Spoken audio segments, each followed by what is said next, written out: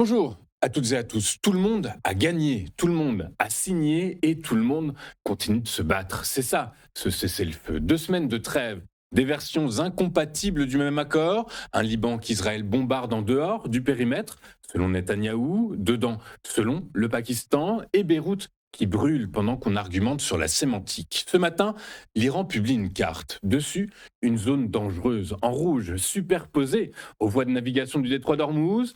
Des mines auraient été posées pendant la guerre. Personne ne sait si elles ont été retirées. Le Brent repasse au-dessus des 97 dollars. Les marchés asiatiques reculent. Les marchés avaient soufflé, ils avaient tort. Ce qu'on va faire aujourd'hui, c'est regarder ce que cet accord cache et pas ce qu'il règle. Les rapports de force réelle derrière les communiqués triomphaux, le prix humain derrière les courbes du brut, et une question qui dépasse largement le Moyen-Orient: dans quel monde sommes-nous en train d'entrer? Parce qu'au moment où Exec proclamait sa victoire, Anthropique lâchait discrètement quelque chose qui pourrait redéfinir ce que guerre veut dire. 7 sujets, aucune bonne nouvelle, et on commence.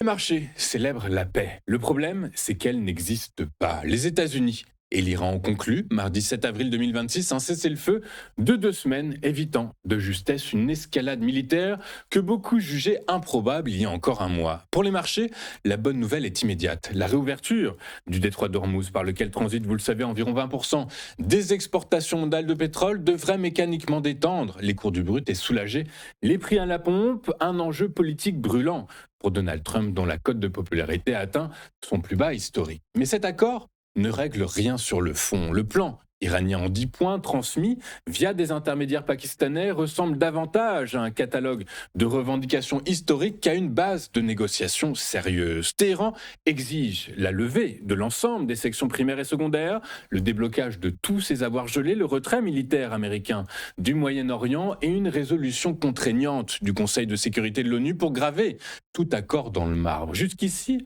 rien de neuf. Ce qu'il est, en revanche, c'est la version persane du plan qui inclut explicitement l'acceptation de l'enrichissement nucléaire iranien, une mention soigneusement absente des versions anglaises communiquées à la presse occidentale. Un double langage qui dit long sur les marges de manœuvre réelles de Téhéran. Il y a plus révélateur encore. L'Iran réclame le maintien de son contrôle militaire sur le détroit d'Ormuz, une voie maritime qu'il ne contrôlait pas avant le début du conflit, une exigence que le sénateur démocrate Chris Murphy a qualifiée de catastrophique pour le monde si elle venait à être acceptée. La médiation pakistanaise, encouragée en coulisses par Pékin, a permis de gagner du temps, mais 2 semaines, c'est dérisoire pour démêler des décennies de défiance mutuelle. Les pourparlers prévus à Islamabad s'annoncent extrêmement tendus. Si les négociations échouent, le détroit se referme, le baril repart à la hausse et les marchés replongent. Les investisseurs ont donc raison de souffler, mais ils auraient tort de se détendre. Ce cessez-le-feu, arraché de justesse, dit une chose essentielle: la pression économique reste l'arme principale de Washington, et Trump n'a pas attendu l'ouverture des négociations d'Islamabad pour le rappeler. Ce que Washington présente comme une victoire mérite d'être examiné à la loupe. Pete Hegseth a choisi ces mots avec soin: victoire militaire décisive, opération Epic Fury, incapable de combattre pour les années à venir.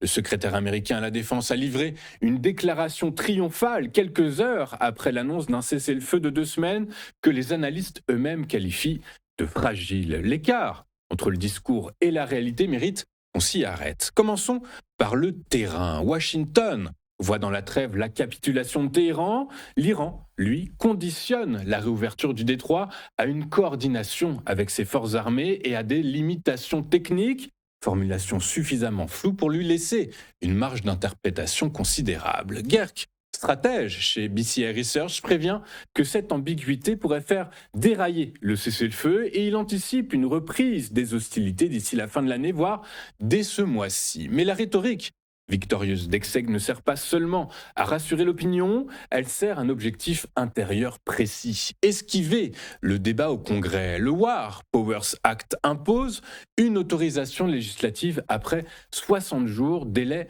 désormais atteint. En proclamant la victoire aujourd'hui, l'administration Trump tente de rendre ce débat caduc. Juridiquement, l'opération reste non autorisée, mais au-delà des frontières américaines, les dégâts sont plus durables encore. C'est le Pakistan qui a médié, c'est Oman qui négocie avec Téhéran sur le détroit. Les puissances régionales ont construit la sortie de crise et pas Washington. Camera, professeur à Georgetown, Qatar, résume ainsi: les déclarations de Trump ont constitué un signal d'alarme pour l'ensemble des acteurs, alliés comme adversaires. Le bilan réel: un congrès américain contourné, des alliés ébranlés, un détroit dont le statut reste en suspens et un pétrole structurellement au-dessus des niveaux d'avant-guerre. La sémantique guerrière d'Exeg ne change pas ces données, elle les habille. Et ce n'est pas une victoire, c'est un précédent et ses implications dépassent largement le Moyen-Orient. Et ce précédent a un coût immédiat et il se mesure en nombre de navires bloqués.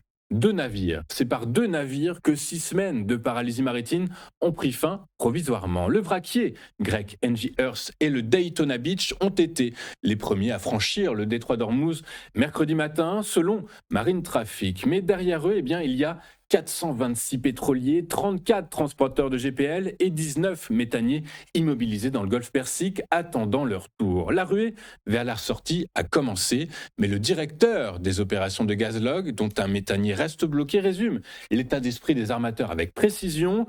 Il faudra quelques jours pour instaurer la confiance, mais des semaines avant que les chaînes d'approvisionnement ne soient rétablies. Les marchés ont rebondi sur l'annonce du cessez-le-feu. La réalité physique du transport maritime, elle, se remet à un rythme autrement plus lent, car les ambiguïtés restent entières. Trump exige une ouverture complète, immédiate et sûre. L'Iran accepte un passage en coordination avec ses forces armées, formulation qui lui laisse un droit de regard opérationnel sur le trafic. Et ce n'est pas du tout la même chose. Entre ces deux positions, aucun accord explicite n'a été rendu public. Et il y a plus concret encore. Certains armateurs grecs, chinois et indiens ont déjà versé plus d'1 million de dollars par navire pour transiter sous le régime de facto iranien. Qui paie quoi, à qui et selon quelles règles dans les 2 prochaines semaines? La question reste sans réponse, ce qui signifie en pratique que l'Iran maintient un levier économique sur chaque navire qui franchit le détroit.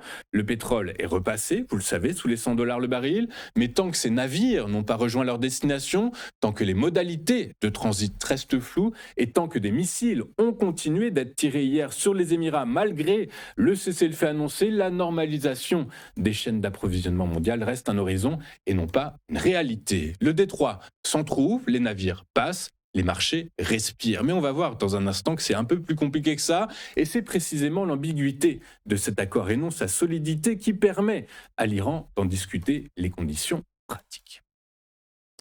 C'est une information de dernière minute. Une carte publiée discrètement par 2 agences proches des gardiens de la révolution iranienne. Et sur cette carte, un grand cercle rouge en persan portant la mention zone dangereuse. Superposé, dites-vous, exactement aux voies de navigation du détroit d'Ormuz. Le message est limpide. L'Iran suggère avoir posé des mines marines pendant la guerre. Des dates figurent sur le document. Du 28 février au 9 avril, c'est-à-dire aujourd'hui. Personne ne sait si elles ont été retirées. Et ce n'est probablement pas un aveu, c'est une pression. Calculée, calibrée, publiée au moment précis où les négociations d'Islamabad doivent s'ouvrir samedi avec J.D. Vance à la tête de la délégation américaine. Le message aux États-Unis est simple. Le détroit n'est pas encore sûr et c'est nous qui décidons quand il le redeviendra. Les marchés ont immédiatement répondu. Le Brent repasse au-dessus des $97 le baril, soit $5 de plus que son plancher post-cessez-le-feu. Le WTI gagne 3,7%. Les bourses asiatiques reculent. Le soulagement de mardi était prématuré. 2, puis 4 navires seulement ont franchi le détroit hier, premier jour officiel de la trêve. Et Trump, sur Truth Social, hausse le ton. Les forces américaines restent en place jusqu'à ce que le véritable accord soit pleinement respecté, a-t-il dit. Sous-entendu, il ne l'est pas encore. Une carte publiée par une agence de presse et le baril qui repart à la hausse, c'est ça, un cessez-le-feu en 2026. Washington veut donc s'assurer que le détroit reste ouvert. L'instrument choisi, les droits de douane. Le problème, ces cibles sont aussi ses interlocuteurs. Hier, mercredi 8 avril 2026, Donald Trump a annoncé sur son réseau social des tarifs de 50% sur toutes les importations de tout pays fournissant des armes militaires à l'Iran, immédiatement et sans exception. Le message est donc clair dans sa forme, mais il l'est moins dans sa substance, car les principaux candidats au réarmement iranien sont la Russie et la Chine, deux pays avec lesquels Trump entretient des relations autrement complexes. Moscou, que l'administration a systématiquement ménagé sur le dossier ukrainien, Pékin, destination du prochain déplacement diplomatique de Trump pour un sommet avec Xi Jinping. Brandir des tarifs punitifs contre ses interlocuteurs stratégiques tout en préparant leur visite ne renforce pas la crédibilité de la menace, cela la dilue. Et la contradiction va plus loin. Trump évoque un changement de régime très productif en Iran tout en annonçant que Washington travaillera en étroite collaboration avec les autorités iraniennes sur la sortie de crise. Il promet qu'il n'y aura pas d'enrichissement d'uranium sans que Téhéran ait publiquement accepté cette condition. Ces formulations ne coexistent pas, elles se neutralisent. Et c'est ce brouillage rhétorique qui a un coût réel. Pour les capitales qui observent, il est désormais difficile de distinguer ce qui relève de la ligne rouge de ce qui relève de la posture. Une menace que personne ne croit n'est pas une dissuasion, c'est du bruit. La guerre épique, Fury, est peut-être terminée, l'incertitude stratégique qu'elle laisse derrière elle vient tout juste de commencer. Et cette incertitude, le Liban la vit à hauteur d'homme et sous les bombes. Le cessez-le-feu a été annoncé, mais pour Beyrouth, il n'est pas encore certain qu'il s'applique. Le ministre libanais de l'économie, Amer Bissat, l'a dit sans détour à CNBC hier, son pays reçoit des signaux contradictoires. Le premier ministre pakistanais Sherif, artisan de l'accord, a affirmé que la trêve couvrait partout, y compris au Liban.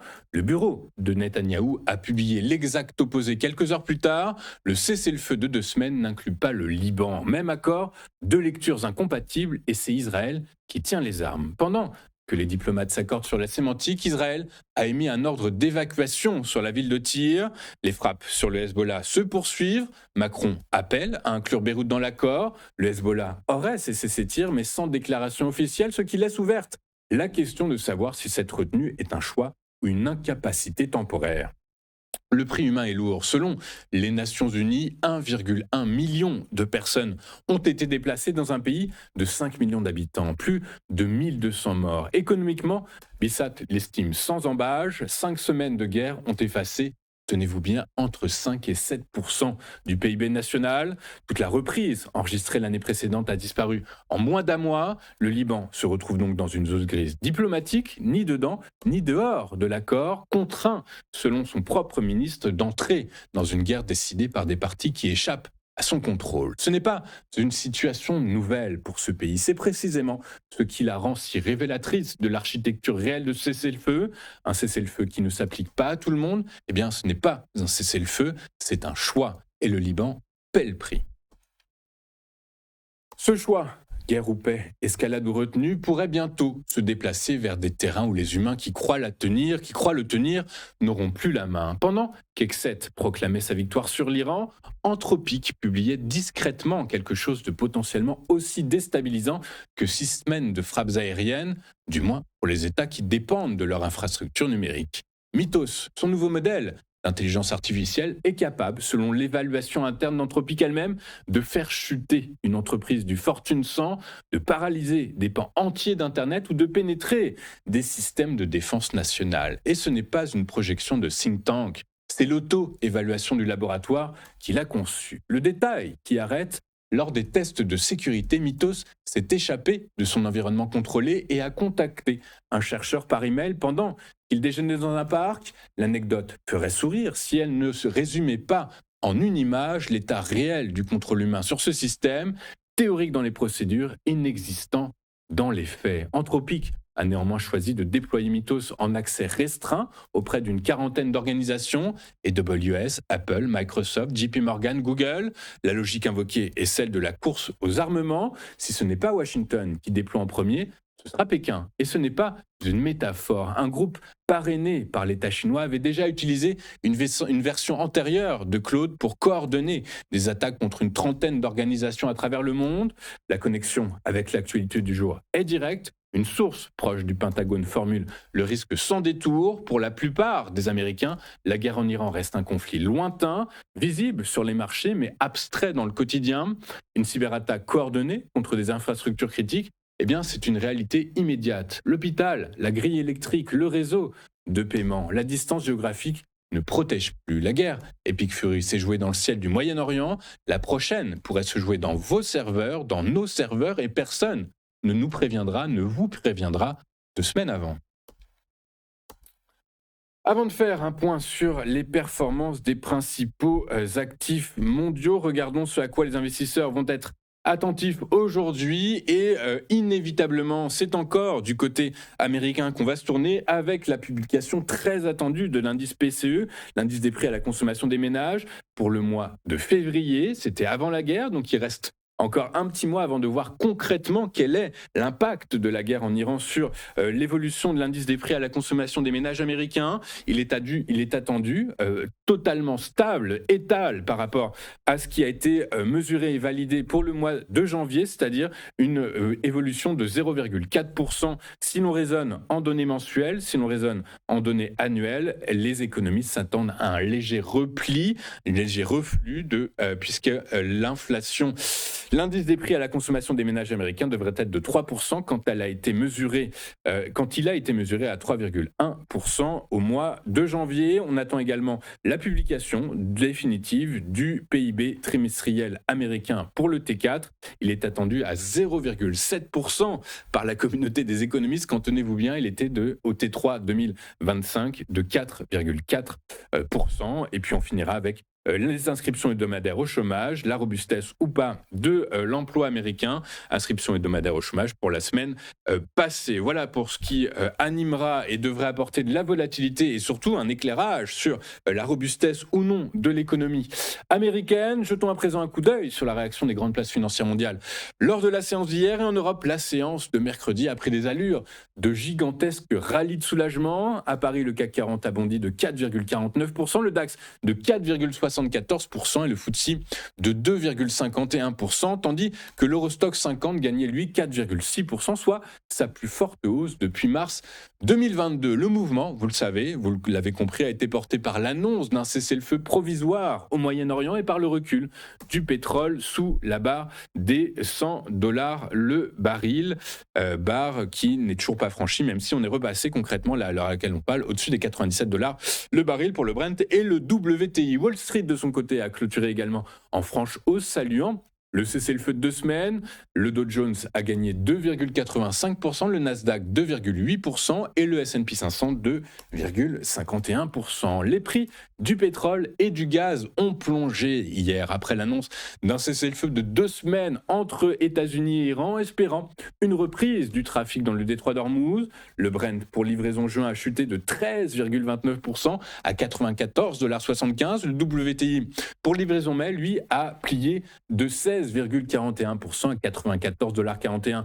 Le baril, notez que la référence européenne pour le gaz, le TTF néerlandais, a lui perdu 14,92% à 45,30 €. Nous allons marquer une toute première pause dans cette édition du 9 avril 2026 et juste après, comme convenu, comme promis, comme vous en avez l'habitude, nous retrouvons Éric Seban et son Chronodax. À tout de suite sur TV Finance.